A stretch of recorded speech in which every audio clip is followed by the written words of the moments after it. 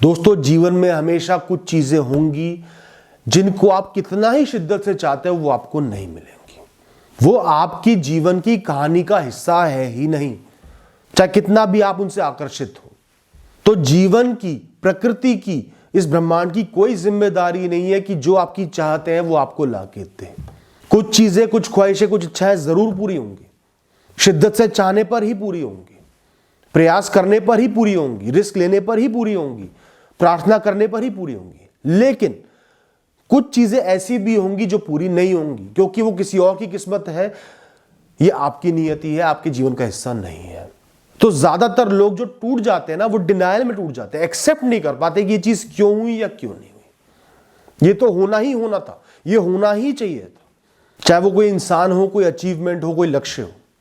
दोस्तों, इस जीवन की, इस प्रकृति की सिर्फ इतनी जिम्मेदारी है कि जब तक आप जीवित हो आपको सस्टेन करे, आपको बनाए रखे, आपको सेहतमंद रखे, आपका गुजारा चलता रहे, उसके मौके वो लाकर देता रहेगा। इससे ज्यादा उससे आप कुछ भी उम्मीद नहीं कर सकते।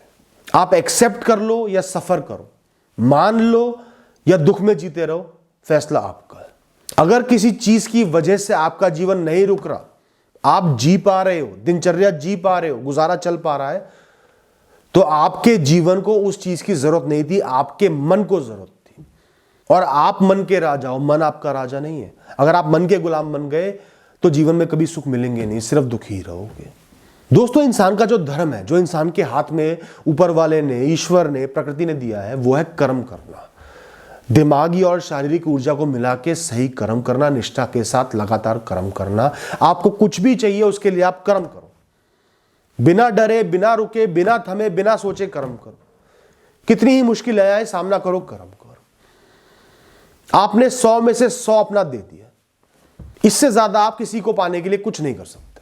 उसके बाद भी वो नहीं मिला तो वो नियति में था ही नहीं, वरना वो मिल जाएगा। तसल्ली आपको इस बात की होनी चाहिए कि मेरे अंदर कमी नहीं थी, मैंने गलती नहीं करी, मैंने पूर्ण रूप से अपने आप को समर्पित करा था। इस ब्रह्मांड के बस की नहीं था, प्रकृति के बस की नहीं था मुझे वो देना। ये बंधे हुए थे, ये कमजोर पड़ गए।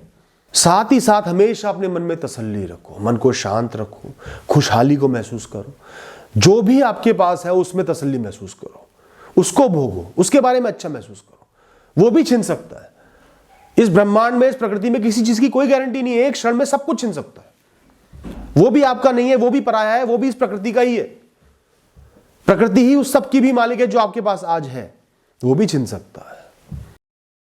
कोई भी आपको मोटिवेट नहीं कर सकता, उठा नहीं सकता, समझा नहीं सकता, प्रेरित नहीं कर सकता, अगर आपने अपने जीवन पर गिव अप कर दिया, अपने जीवन को मन से त्याग दिया।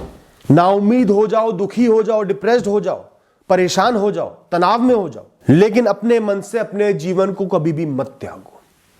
चाहे कमजोर पड़ जाओ, किसी एक बिंदु के लिए परेशान हो जाओ, लेकिन जीवन की यात्रा को त्यागने का मत सोचो, उससे बाहर होने का मत सोचो, उस यात्रा में बने रहो। खुद से वादा करो कि अंतिम सांस तक मैं इस यात्रा को पूरा करूंगा, अच्छे से पूरा करूंगा, इसमें बने रहूंगा, प्रयास करता रहूंगा, परिश्रम करता रहूंगा, इच्छा शक्ति को कायम रखूंगा। मुझे यात्रा से बाहर नहीं होना, चाहे सब कुछ खो दूं, यात्रा में बने रहूंगा, अंतिम सांस तक प्रयास करते रहूंगा। अगर आज आप बीच समुद्र में सिर्फ एक लकड़ी के टुकड़े के सहारे से अड़े हुए हो, डूबे नहीं हो, तो भी आप जीवित हो। आपके पास उम्मीद है कि कहीं ना कहीं कोई छोर दिख जाएगा या कोई मदद आ जाएगी। जब तक जीवित हो, उस लकड़ी के फट्टे को मत त्यागो, वो लकड़ी का फट्टा ही जीवन है। और दोस्तों, क्या होता है, कई बार छोर बहुत ही नजदीक होता है, चंद मिनटों का फासला है, लेकिन हमारी आंखों को सिर्फ समुद्र नजर आ रहा है, सिर्फ निराशा नजर आती है, क्योंकि हम ईश्वर तो है नहीं। हमारी नजरें सीमित है, हमारा मन सीमित है, बुद्धि सीमित है। लेकिन उस लकड़ी के फट्टे को पकड़े रहोगे तभी छोर तक पहुंच पाओगे, और ज्यादातर समय वो छोर बहुत नजदीक ही होगा। दोस्तों, आपका अहम, आपका अहंकार आपके सबसे मुश्किल समय में आपका सबसे बड़ा दुश्मन होता है। आपकी नाकामयाबी नहीं होती, जो आपसे छिन गया वो आपका दुश्मन नहीं है, लोग आपके दुश्मन नहीं, आपका अहंकार आपका दुश्मन है। क्यों? क्योंकि वो आपसे बार बार प्रश्न करेगा, ये काम तेरे योग्य नहीं है, तू क्यों करेगा? ये काम तुझे नहीं करना चाहिए, ये काम मेरे लायक नहीं है, ये काम मुझसे नहीं हो पाएगा, ये काम करने के लिए तो मैं लोग रखता था, इतना ऊंचा उठने के बाद अब ये काम मैं नहीं करूंगा।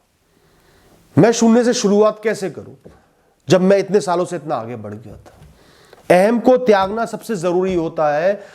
अगर आप आज शून्य पे आ ही गए हो तो मानसिक तौर पर भी शून्य से ही शुरुआत करनी है, तभी शुरुआत हो भी पाएगी। वरना आप खड़े हो शून्य पे, दिमाग खड़ा है 100 पे, हाथ पैर उसी हिसाब से चलेंगे ना, उसी लग्जरी में चलेंगे, मेहनत थोड़ी करेंगे। उनको तो नौकर चाकर चाहिए। आप कहां थे, आपके पास क्या क्या था, क्या क्या खो गया, आप किस चीज के हकदार हो, ये सिर्फ मेंटल बैरियर्स हैं, सिर्फ कटीली झाड़ियां हैं जो आपने अपने मन के चारों तरफ बना लिए हैं खुद को रोकने के लिए, अपनी प्रगति को रोकने के लिए। जिस दिन इनको हटा के फेंक दिया, शून्य से शुरुआत कर ली, आपका ज्ञान, आपकी बुद्धि, आपके एक्सपीरियंसेस, आपके अनुभव आपको इतनी आगे ले जाएंगे कि आप सोच भी नहीं सकते। वापस उसी मुकाम पर ले जाएंगे, उससे भी आगे ले जाएंगे। हर काम का, हर कर्म का सम्मान करो। कर्म मतलब भगवान, कर्म भगवान का रूप होता है, ईश्वर का रूप होता है। कुछ भी कर्म कर रहे हो या कोई भी इंसान कोई भी कर्म कर रहा है, वो सब वैल्यूएबल है, सब कीमती है।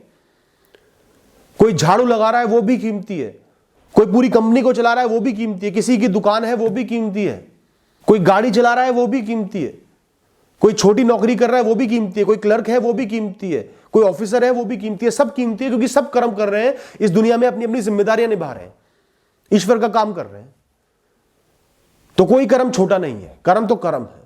कर्म करने वाला हर इंसान सम्मान का हकदार है, हर इंसान सामान है। दोस्तों, जो लोग ये नहीं सोचते ना क्या क्या खो गया, वो बड़े बड़े तूफानों के बाद भी अपना बसेरा दोबारा जमा लेते।